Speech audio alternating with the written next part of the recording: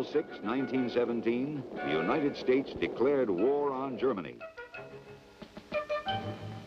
Many ground troops had to be trained for fighting in France.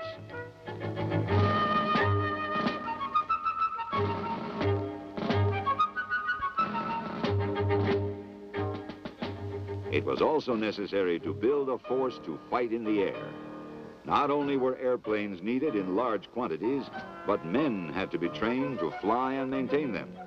It wasn't long before hundreds of young flying cadets, wearing identifying white bands on their hats, began reporting to flying schools in the United States, Canada, and Europe. Ground school courses were designed to prepare the men for flight, aircraft construction, cockpit controls, control surfaces, armament, and the operation of machine guns.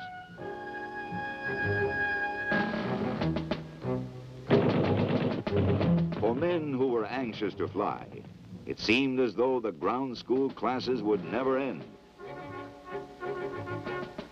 But the day finally came when it was time to go up and apply what had been learned in ground school.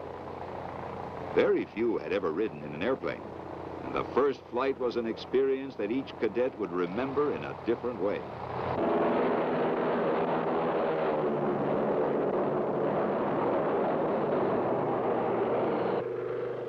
Initial flight training was directed by an instructor who flew in the front seat.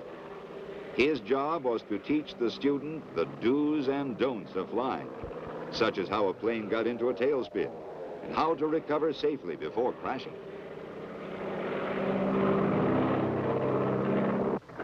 The big moment came when it was time to go up alone, the first solo flight. After a few words of both caution and encouragement from the instructor, the cadet took off alone for a short flight around the airfield. Then came the most hazardous part, the first solo landing. A three-point landing on the first solo flight was more luck than skill.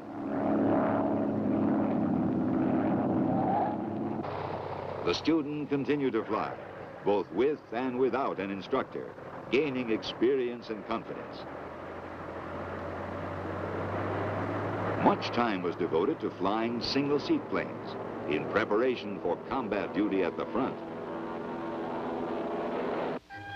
Finally, graduation day arrived. They'd earned their wings. While pilots were needed to fly the planes, many men were needed to maintain both engines and planes.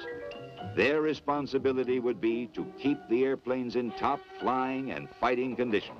Pilots had the highest respect for their ground crews, knowing that their chance for survival was increased by their efforts.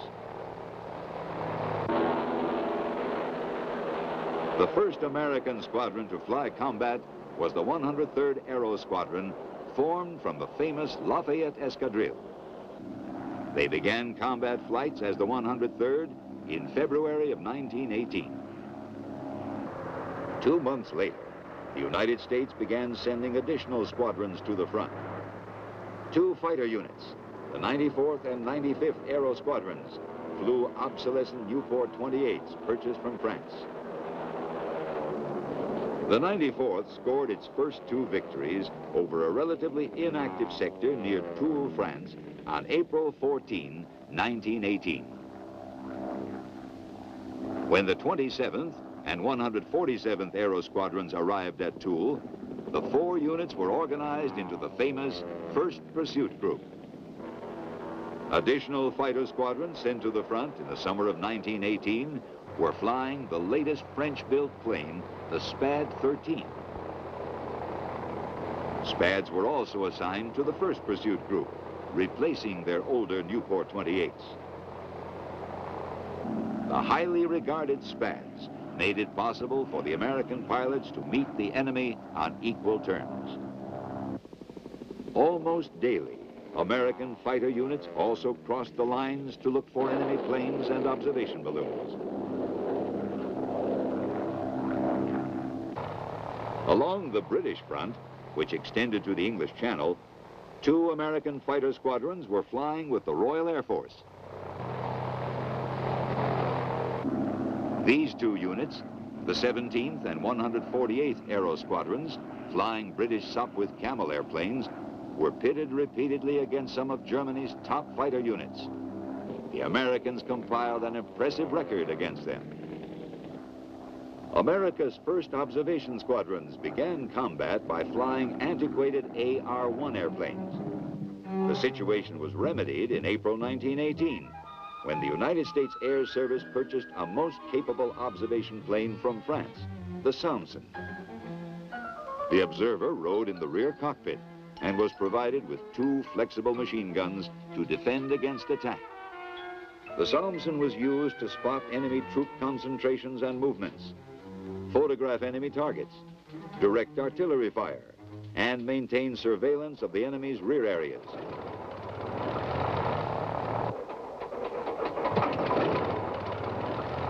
Flying deep into German territory, the Samson frequently came under air attack by enemy fighters.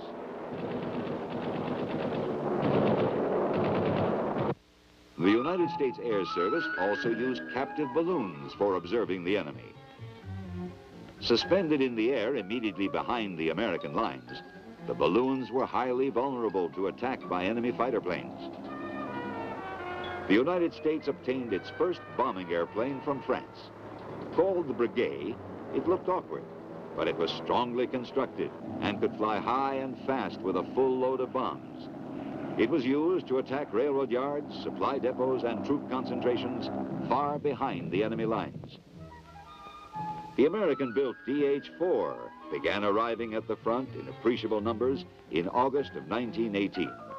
Most of them were built in Dayton, Ohio, and a total of 1,213 was shipped to overseas squadrons.